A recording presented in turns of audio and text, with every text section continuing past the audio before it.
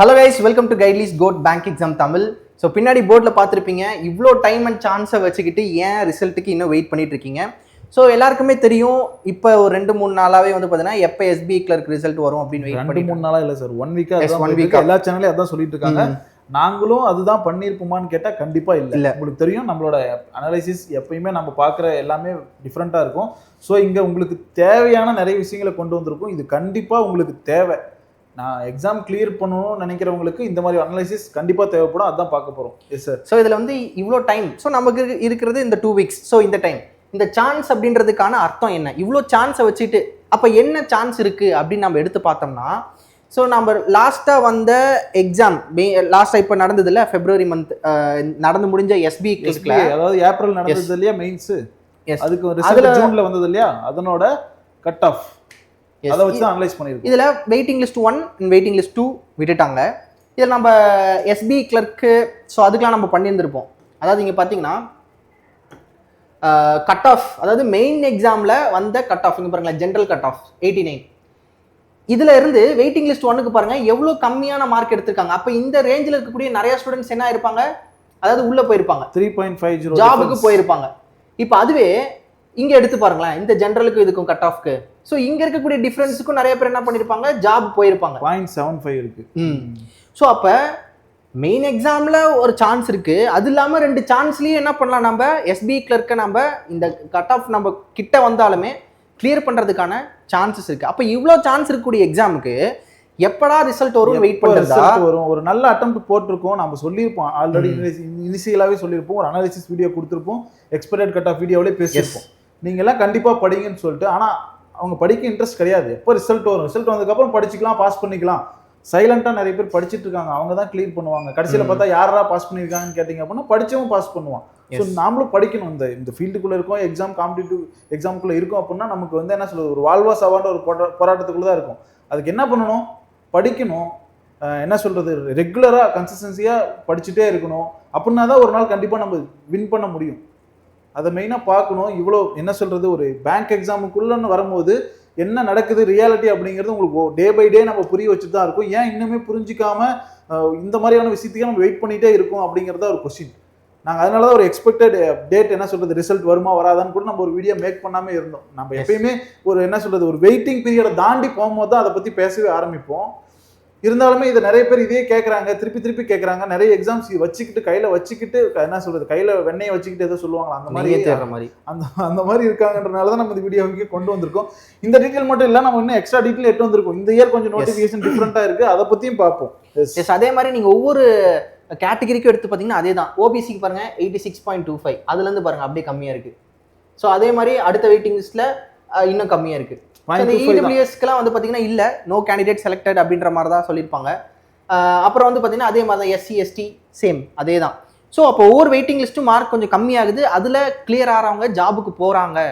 Waiting லிஸ்ட்லையுமே உங்களுக்கு chance இருக்குது. So அப்போ அந்த கட் ஆஃப் போன தடவை வந்து பார்த்தீங்கன்னா ஓபிசி 86.25, அப்போ நீங்கள் ஒரு 85 எடுத்திருக்கீங்கனாலுமே உள்ளே உள்ள போயிருக்கலாம். 84 வரைக்கும் வாய்ப்பு இருக்கு. தேர்ட் வெயிட்டிங் லிஸ்ட் ரிலீஸ் பண்ணா 84 வரைக்குமே சான்ஸ் இருக்கு. எஸ். ஸோ இது ஒண்ணா, ஸோ இது ஒரு விஷயம் இருக்குது.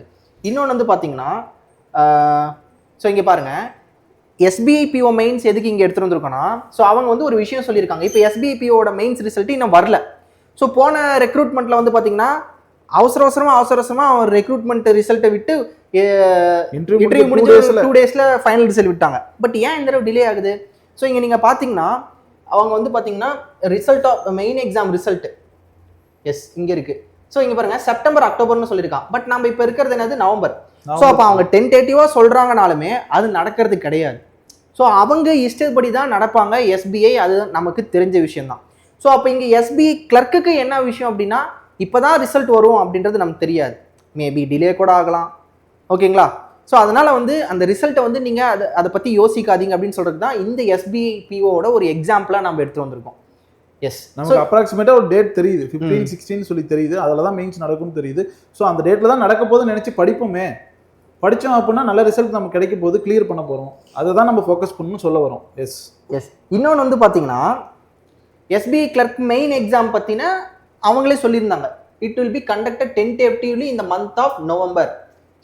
ஸோ ஆஸ் ஆஃப் நமக்கு வந்து இப்போ நமக்கு இந்த லேட்டஸ்ட் இந்த ஆகாஷ் யாதவ் சார் இதெல்லாம் போட்டப்ப அது இல்லாம சார் நெக்ஸ்ட் வீக்ல எல்ஐசி இருக்கு, எஸ்ஓ இருக்கு, அதுக்கு அடுத்த ஒரு வீக் மட்டும் தான் ஃப்ரீயா இருக்கு. ஏன்னா அதுக்கு அடுத்த வீக்ல ஆர்ஆர்பியோட பிஓ இருக்கு, அதுக்கு அடுத்த வீக்ல வந்து பாத்தீங்கன்னா ஐபிபிஎஸ் கிளர்க்கோட மெயின்ஸ் இருக்கு. ஸோ ஃப்ரீயா இருக்கிற வீக் எது அப்படின்னா இதுதான். எஸ், மோஸ்ட் ப்ராபபிளா 15ஆம் தேதி நடக்கும். கண்டிப்பா வந்து பாத்தீங்கன்னா 2 ஷிஃப்ட் இருக்க போது. 3வது ஷிஃப்ட் இருக்கா அப்படின்றது டவுட் தான். அப்படி இருந்துச்சு அப்படின்னா 16ஆம் தேதி இருக்கலாம். 16ஆம் தேதி வந்து பாத்தீங்கன்னா ஜெய்பி எக்ஸாம் இருக்கு. ஸோ ஜெய்பி எக்ஸாம் இருக்கிறனால இன்னொரு ஷிஃப்ட் இருக்காதா அப்படின்னா அப்படி கிடையாது. அது பாட்டுக்கு ஒரு பக்கம் நடக்கும், இன்னொரு ஷிஃப்ட் நடக்கலாம், இன்னொரு பக்கம் நடக்கலாம். ஸோ அதனால வந்து பார்த்தீங்கன்னா மோஸ்ட் ப்ராபபிளா 15th எக்ஸாம் இருக்க போகுது, மெயின் எக்ஸாம். ஸோ அப்போ நீங்கள் எடுத்து பார்த்தீங்கன்னா என்ன ஒரு 12 நாள் தான் இருக்குது கண்டிப்பா. ஸோ 12 நாளில் இப்போ நிறைய பேருக்கு வந்து பார்த்தீங்கன்னா மெயின் எக்ஸாமை தொட்டிருக்க மாட்டாங்க, அவங்களுக்கு பேட்டர்னே என்னன்னு தெரியாது. ஸோ அதனால தான் பேட்டர்னுமே எடுத்துட்டு வந்திருக்கோம். ஸோ எஸ்பிஐ கிளர்க் மெயின் எக்ஸாமோட பேட்டர்ன் இதுதான். ஐபிபிஎஸ் இன்னும் தெரியல அப்படின்னா இந்த இயர் எஸ்பிஐ கிளர்க்குக்கு நார்மல் எப்பயும் போல இருக்க பேட்டர்ன் தான்.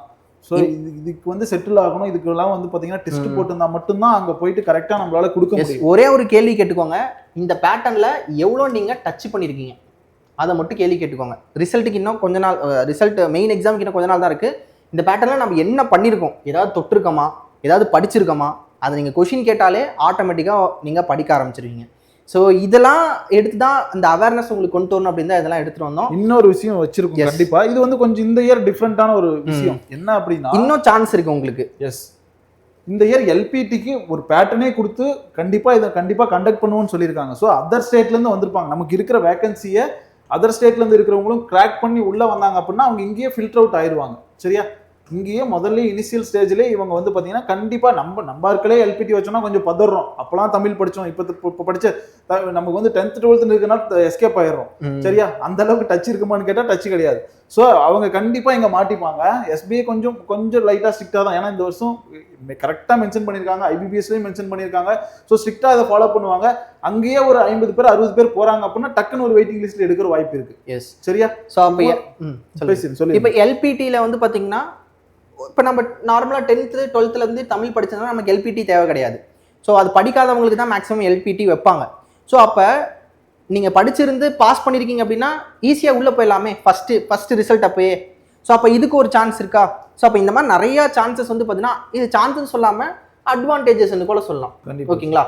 ஸோ அட்வான்டேஜஸ் நம்ம பக்கம் நிறையா இருக்குது. எப்போ இது நிறையா இருக்கும் அப்படின்னா இருக்கிற டைமை கரெக்டாக என்ன பண்ணணும், யூட்டிலைஸ் பண்ணணும். ஸோ கரெக்டாக யூட்டிலைஸ் பண்ணிங்கன்னா இந்த அட்வான்டேஜஸ் வச்சு நீங்கள் பாஸ் பண்ணிடலாம் சார். அது இல்லாமல் கண்ணுக்கு தெரியாத ஒரு காம்படிஷன் உள்ளே இருக்குது. இந்த அப்ரண்டிஸ் முடிச்சுட்டு வந்திருப்பாங்க இல்லையா? ஆமாம் சார். இப்போ அப்ரண்டிஸ் முடிச்சுட்டு வந்தவங்களாம் ஃப்ரீயாக தான் இருக்காங்க. ஸோ அவங்க வந்து கண்ணுக்கு தெரியாத சான்ஸ், அவங்களுக்கு என்ன அப்படின்னா வெயிட்டேஜில் 2.5 மார்க் வந்து பார்த்தீங்கன்னா அவங்களுக்கு எக்ஸ்ட்ரா கொடுப்பாங்க. ஸோ நம்ம உளுந்து படிப்போம், அப்ரண்டிஸ் முடிச்சுட்டு வந்தவங்க வந்து பார்த்தீங்கன்னா கண்ணுக்கு தெரியாத அந்த சான்ஸ் எடுத்துகிட்டு போயிடுவாங்க. ஸோ அவங்களுக்குமே நமக்கு டஃப் காம்படிஷன் கொடுக்கணும். அவங்களும் ரியல் ஆஸ்பிரண்ட் தான், நான் சொல்கிறேன். அந்த மாதிரி வந்து பார்த்தீங்கன்னா நம்ம திங்க் பண்ணி படிக்கணும். சரியா, புரியுது இல்லை? அவங்களுக்கு 5 மார்க் அதிகமாக கொடுக்குறாங்க, நமக்கு ஏன் கம்மியாக கொடுக்குறாங்க அப்படின்னு யோசிக்கக்கூடாது. ஏன்னா அவங்க அப்ரண்டிஸ்ஷிப் முடிச்சுட்டு வந்திருக்காங்க, அவங்க அங்கே ஒரு எக்ஸாம் ஆல்ரெடி எழுதி கிராக் பண்ணி போய் ஒரு 1 இயர் கஷ்டப்பட்டு வந்திருக்காங்க. சரியா, ஸோ அவங்களுக்கு ஈக்குவலாக நாமளும் போனோம் பண்ணும்போது அதுக்கு தகுந்த மாதிரி நாமளும் வந்து பார்த்தீங்கன்னா ப்ரிப்பேர் பண்ணுவோம். எஸ். ஸோ இந்த விஷயம் உங்களுக்கு புரிஞ்சு நினைக்கலாம். வேறு ஏதாவது இருந்துச்சுனாலுமே கமெண்ட்ஸை சொல்லுங்கள். இந்த மாதிரியான அனாலிசிஸ் தான் நம்ம கரெக்டான டைம் டு டைம் நம்ம கொடுக்குறோம். ஸோ இதை ஃபாலோ பண்ணுங்கள், இந்த மாதிரியான விஷயங்களை யூஸ் பண்ணிக்கோங்க.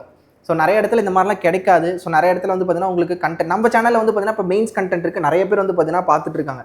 ஸோ அதை தாண்டி வந்து பார்த்தீங்கன்னா இந்த மாதிரி அனாலிசிஸ் நம்ம கொடுக்கும்போது ஒரு அவேர்னஸ் க்ரியேட் ஆகுது. ஸோ அதனால் நிறைய மக்களுக்கு இந்த வீடியோவை ஷேர் பண்ணுங்கள்.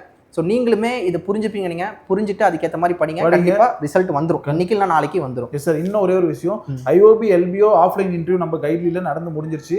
ஸோ இப்போ ஆன்லைனில் இருக்குது. சப்போஸ் யாராவது அட்டன் பண்ணணும்னு ஆஃப்லைனை பார்த்துட்டு சார் நான் மிஸ் பண்ணிட்டேன் அப்படின்னு நினைக்கிறீங்க அப்படின்னா ஆன்லைனில் கண்டக்ட் பண்ணிட்டு தான் இருக்காங்க. சரியா, ஆன்லைன் இன்டர்வியூ ப்ரைஸ் எல்லாமே வந்து பார்த்தீங்க அப்படின்னா மேபி சார் எதில் இருக்குது சார்? இங்கே இருக்குது, இது கிளியராக தெரியுமா? எஸ், ஆன்லைனில் இருக்குது. அதோட ப்ரைஸ் வந்து பார்த்தீங்க அப்படின்னா கோட்னு யூஸ் பண்ணிங்க அப்படின்னா இதுலேருந்து ஒரு 10% டிஸ்கவுண்ட் கிடைக்கும் உங்களுக்கு. ஓகேவா? இது வந்து அப்படியே இதாகிடுமா? 899 வந்துடும், ஒரு 900 வரும். ஆன்லைனில் நீங்கள் எடுத்துக்கலாம்.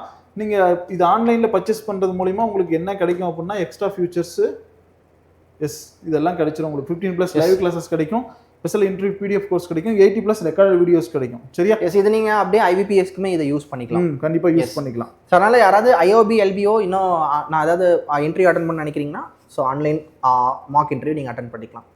ஓகே கைஸ், ஸோ இதோட பார்த்தீங்கன்னா இந்த வீடியோ முடிச்சிக்கலாம். வேறு ஏதாவது இருந்தாலுமே கமெண்ட் செக்ஷனில் சொல்லுங்கள். எல்லாருக்குமே thank you, take care, have a nice day, bye. Bye.